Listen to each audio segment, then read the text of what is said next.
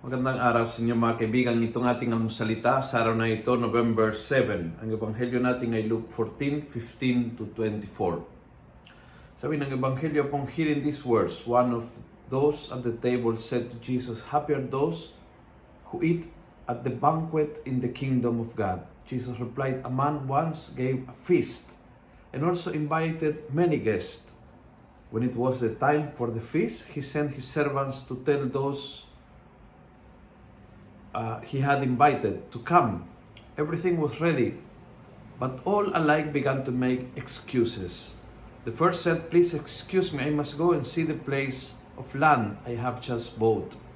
Another said, 'I'm sorry, but I'm on my way to try out 5 yokes of oxen I have just bought.'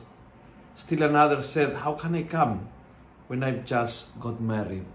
Valid reasons, absolutely. Talagang valid ang mga dahilan ng mga tao na hindi dumalo. Ngunit, sayang, na-miss nila ang pinaka-salusalong handa ng Diyos.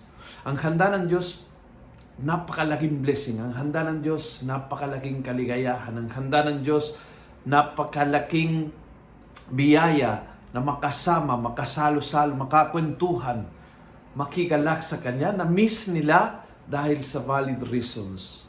Valid reasons are good. May trabaho, busy ako, may pinaplano, may tinatarget, may tinatayo na bahay, may iniipon para sa pamilya. Lahat po ng plano natin ay mabuti. O hindi lahat ng plano, pero marami sa ating may mga mabubuting plano sa buhay. But ang point ng talinghaga, dahil sa valid reason, you might miss the relationship with God. Hindi gawing priority magipagkwentuhan sa Panginoon. Hindi gawing priority magtabi ng panahon para magdasal.